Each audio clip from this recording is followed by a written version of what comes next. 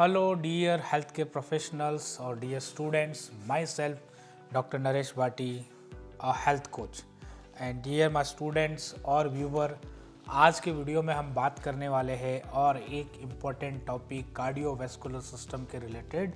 और आज in detail में हम जानेंगे इश्केमिक हार्ट डिजीज़ के बारे में कि इश्केमिक हार्ट डिजीज़ क्या है, इसको और अदर लैंग्वेज में क्या बोल सकते हैं। ये हार्ट के रिलेटेड प्रॉब्लम है और इन कंप्लीट हम जानेंगे लाइन ऑफ ट्रीटमेंट कि क्या चीज़ें आपको जनरली पता होनी चाहिए, क्या लाइन ऑफ ट्रीटमेंट होना चाहिए अगर इस तरह की प्रॉब्लम है। हार्ट हमारे लिए लाइफलाइन होता है, हार्ट बीट हार्ट लाइफलाइन होता है। तो आज की वीडियो में हम इन डिटेल में जानेंगे इश्केमिक हार्ट डिजीज़ के बारे में। आपको भी पता है कि हार्ट अटैक आजकल यूथ को बहुत आ रहा है और उसके बहुत सारे रीज़न हो सकते हैं। तो उसमें आज हम एक मेडिकल कंडीशन की बात करेंगे, वो है एंजाइनल पेन भी आप बोल सकते हो, बट वो हमने वीडियो प्रीवियसली डिस्कस किया हुआ है, तो आप प्रीवियसली चैनल में जाके वो वीडियो इन डिटेल में दे सकते हैं। आज हम बात करेंगे ischemic heart disease which is also related to anginal pain. But ischemic heart disease क्या होता है इसके बारे में हम जानेंगे। तो आप अगर हमारे चैनल के नए व्यूवर हैं तो आप सब्सक्राइब करना चैनल को ना भूलें और ज़्यादा से ज़्यादा इसको शेयर करें और अंत तक बने रहें। तो let's start the video.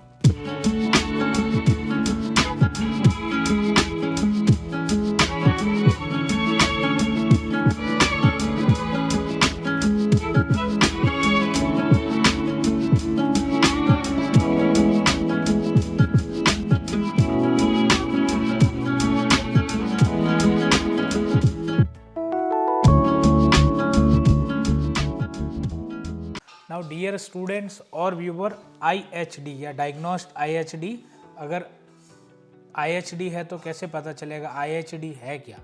Ischaemic heart disease. So IHD stands for ischemic heart disease, also known as coronary artery disease CAD और coronary heart disease CHD, a serious condition where reduced blood flow to heart muscles due to narrowed arteries from plaque buildup causes chest pain like angina, shortness of breath, heart attack and other complications। कहने का मतलब ischaemic heart disease को coronary artery disease भी बोलते हैं या coronary heart disease भी बोलते हैं। कहने का मतलब जो हार्ट के अंदर जो आर्टरीज़ है, जो हार्ट को ब्लड सप्लाई करती है, उसमें क्या होता है प्रॉब्लम, उसमें क्या होता है नैरोविंग ऑफ द कोरोनरी आर्टरी, और उससे क्या होता है हार्ट क्या है उसको ब्लड सप्लाई नहीं होने से क्राई फॉर ऑक्सीजन, और वहाँ पे फिर आपको ischemic heart disease, pain, chest pain, breathlessness, heart attack की कंडीशन आती है। तो अब हम जानेंगे कि इस इश्केमिक IHD में क्या लाइन ऑफ ट्रीटमेंट आपको फॉलो करना है। पहले तो चीज़ें हम बात करें कि जनरल इंस्ट्रक्शंस आपको क्या दें, जनरल बातें आपको क्या ध्यान में रखनी है इसमें। तो फर्स्ट है, अगर आपको ये IHD है या ऐसा कोरोनरी आर्टरी CAD है तो अवॉइड एक्जर्शन, मतलब कुछ भी एक्टिविटी करना इमीडिएटली बंद कर दे। For example if possible change to more sedentary job. In particular avoid sudden exertion such as running to catch the bus, moving furniture in house, climbing stairs in hurry. होता क्या है कि आपको पता नहीं चलता है कि ये इश्केमिक हार्ट डिजीज़ है या कोरोनरी हार्ट या चेस्ट पेन जो है, तो आप कहीं ट्रैवल कर रहे हो, कुछ काम कर रहे हो और ऐसा अगर इस तरह का दर्द है तो आप इमीडिएटली उसको स्टॉप कर दे, पहला चीज़। दूसरा, अगर आप ओवरवेट है तो रिड्यूस द वेट। तीसरा, अगर आप स्मोकर है तो स्मोक करना इमीडिएटली बंद कर दे इश्केमिक हार्ट डिजीज़ में या कोरोनरी आर्टरी डिजीज़ में, क्योंकि ये आपकी लाइफ थ्रेटनिंग बीमारी है, लाइफ थ्रेटनिंग मेडिकल कंडीशन है। तो ये तो जनरल हम बात करें। अब हम बात करें इसमें लाइन ऑफ ट्रीटमेंट क्या है, क्या लाइन ऑफ ट्रीटमेंट हो सकता है। तो फर्स्ट है, ये कोरोनरी आर्टरी डिजीज़ है तो कोरोनरी वेसोडाइलेटर पहला जो है इसमें। कोरोनरी वेसोडाइलेटर मतलब जो कोरोनरी आर्टरी को रिलैक्स करती है, वाइडन करती है ताकि ब्लड फ्लो अच्छे से हो जाए। तो इसमें हम पहले पार्ट ए में बात करें फॉर एक्यूट पेन। अगर क्रोनिक पेन नहीं है, एक्यूट पेन है मतलब कम पेन है, तो फिर इसमें वही सेम फिर आइसोसॉर्बाइड डाइनाइट्रेट, जिसमें टैबलेट आती है ट्रेडनेम आइसोर्डिल या सॉर्बिट्रेट 5 to 10 mg, या फिर अगेन एक और टैबलेट आती है टैब आइसोसॉर्बाइड डाइनाइट्रेट 5 mg भी ले सकते हैं। तो फर्स्ट फॉर एक्यूट पेन में आइसोसॉर्बाइड डाइनाइट्रेट ए में। हम दूसरी अगर ड्रग की बात करें तो नाइट्रोग्लिसरीन में एंजाइड है 0.5 mg है, सबलिंगुअल नाइट्रोग्लिसरीन आता है, स्प्रे आता है नाइट्रोग्लिसरीन का 0.4 mg स्प्रे, तो वो भी आप यूज कर सकते हैं। तो वेसोडाइलेटर में सेकेंड, इसी में वेसोडाइलेटर में फॉर 24 आवर्स प्रोटेक्शन, मतलब अगर आपको पेन कंटिन्यूसली आता जा रहा है तो फिर क्या करें, तो उस केस में आप आइसोसोर्बाइड 5 मोनोनाइट्रेट यूज़ कर सकते हैं। टैबलेट जो आती है इसमें 20 mg 1 BD और इम्निट 30 और 60 mg आती है ओडी, स्लो रिलीज करती है जो धीरे धीरे पेन को कम करती है। दूसरा है डिल्टियाजेम में क्या है, टैबलेट जो आती है डिल्जेम 30 mg TDS जो दिन में आपको 3 बार लेनी है, तो ये आप 24 आवर्स प्रोटेक्शन के लिए कोरोनरी वेसोडाइलेटर में यूज कर सकते हैं। फिर थर्ड लाइन ऑफ ट्रीटमेंट में एंटी थ्रोम्बोटिक, मतलब ब्लड क्लॉट बनने के भी चांसेस रहते हैं, तो एंटी थ्रोम्बोटिक में आती है एस्पिरिन सबसे बेस्ट, तो इसको इकोस्प्रिन 150 mg और 75 mg ओडी, और एस्पिरिन आप आफ्टर फूड आपको इसको लेना है। सेकेंड, इसी में हम बी पार्ट में बात करें, इन हाई रिस्क केसेस और recent MI like myocardial infarction अगर आया है तो आपको ऐड एंटीप्लेटलेट्स एजेंट्स भी करने, एंटीप्लेट जो ब्लड का थक्का बनने से रोकते, आपके ब्लड में क्लॉट बनने से रोकते एंटीप्लेटलेट्स।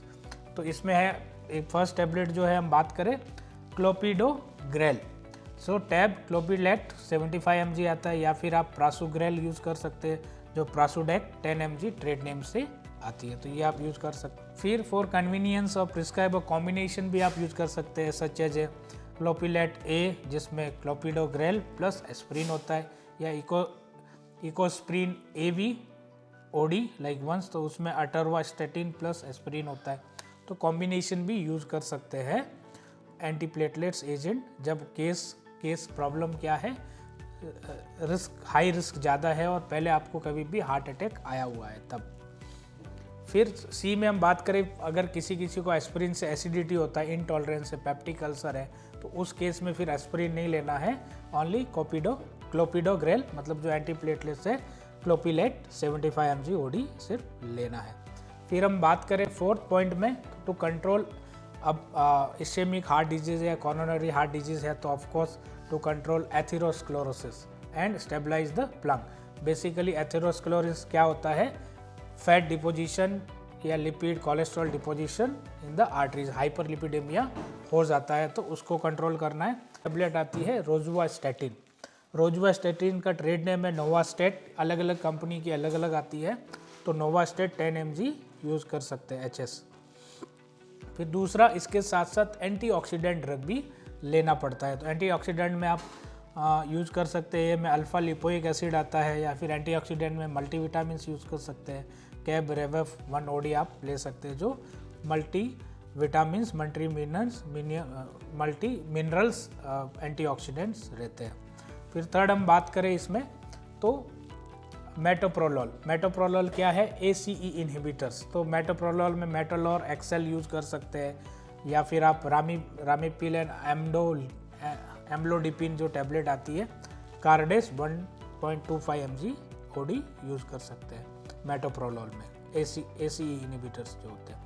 फिर एडजुवेंट थेरेपी हम बात करें, एडजुवेंट थेरेपी मतलब BP भी बढ़ता रहता है, तो चेक BP को कंट्रोल में रखना है 120/80 Hg/mm में, उसके लिए क्या करना है, आप तो बीटा ब्लॉकर्स लोसेप्रोल या एटिनोलॉल यूज़ करते हैं BP को कंट्रोल करने में। प्रेफरेबली बीटा ब्लॉकर में हम बात करें तो लोसेप्रेसोर या फिर एटिनोलॉल, जिसको हाईप्रेस 25 mg ट्रेड नेम उसका है, एटिनोलॉल यूज़ कर सकते हैं। फिर सेकेंड में चेक लिपिड प्रोफाइल, अगर हाई लिपिड है तो हाइपर लिपिडेमिया को कंट्रोल करना है, चेक ब्लड शुगर, डायबिटीज़ है तो उसको डायबिटीज़ को टाइट रखना मतलब कंट्रोल करना है, और रेगुलरली आपको एक्सरसाइज करना है, एटलीस्ट 30 मिनट्स तक वॉक करना है आपको, तो ये ध्यान आपको रखना है। तो ओवरऑल जो ये है इस्केमिक हार्ट डिजीज़ या कोरोनरी हार्ट डिजीज़ या एंजाइना का ट्रीटमेंट जो है, तो अभी हम इसको समराइज भी कर लें कि क्या line of treatments in short में हम समझे, तो समराइजिंग एंजाइना ट्रीटमेंट, तो फर्स्ट है सॉर्बिट्रेट, फिर एस्पिरिन, फिर एटोरवास्टेटिन, फिर मेटोप्रोलोल, ये सारी यूज़ की जाती है इस कंडीशन में। फिर angina can be atypical with pain only in epigastrium और लोअर जॉ और left shoulder and arm, so confirmation करने के लिए कि ये एंजाइनल पेन ही है, सॉर्बिट्रेट सबलिंगुअल खाना है, उससे रिलीफ हो गया तो कंफर्म हो गया कि ये इश्केमिक हार्ट डिजीज़ है या कोरोनरी आर्टरी डिजीज़ है।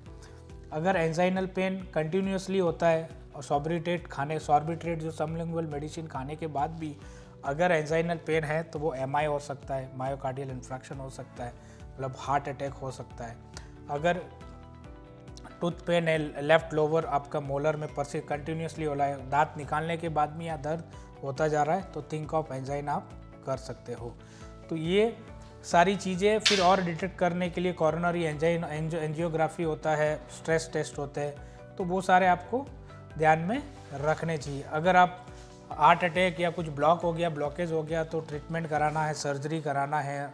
तो जिनके पास पैसे नहीं है, गरीब है, तो BPL कार्ड पेशेंट है, तो उनके लिए आप जा सकते हो या तो सत्यसाई इंस्टीट्यूट ऑफ पुत्तापार्थी आंध्र प्रदेश और बेंगलोर में भी, कर्नाटका में सच इंस्टीट्यूट नियर बाई। तो अगर आप साउथ इंडिया में हैं तो ये 2 इंस्टीट्यूट है जो हार्ट सर्जरी करते हैं, जो BPL कार्ड स्कीम में है, तो शायद आपको बहुत ही कम में या फ्री में भी ये सारे ट्रीटमेंट्स हो सकते हैं। तो ये हमने इन डिटेल में जाना कि इश्केमिक हार्ट डिजीज़ या एंजाइनल पेन या फिर आप कोरोनरी हार्ट डिजीज़ बोल सकते हो या कोरोनरी डिजीज़ आप बोल सकते हो, उसके लिए क्या लाइन ऑफ ट्रीटमेंट है और किस तरह से आप अपने आप को इस लाइफ थ्रेटनिंग प्रॉब्लम से बचा सकते हो। बट आपको ध्यान रखना है, कभी ऐसी कंडीशन इस तरह से है तो first you refer to the respective doctors, cardiologist. अगर हार्ट के रिलेटेड है तो आप ज़रूर कार्डियोलॉजिस्ट को कंसल्ट करें and then you start your treatment. ये जो हम वीडियो बना रहे हैं दिस इज़ फॉर इन्फॉर्मेशन, आपको पता होना चाहिए, नॉलेज होना चाहिए, ताकि कहीं ना कहीं आप लाइफ थ्रेटनिंग कंडीशन में लोगों की जान बचा सके। तो आज के लिए इतना ही इस वीडियो में। ऐसे ही मैं आपके लिए हेल्थ के रिलेटेड वीडियो लेता आता रहूँगा। तो फिर मिलते हैं ऐसे एक अगले वीडियो में, तब तक के लिए नमस्कार। जय कर्नाटका, जय भारत, जय हिंद।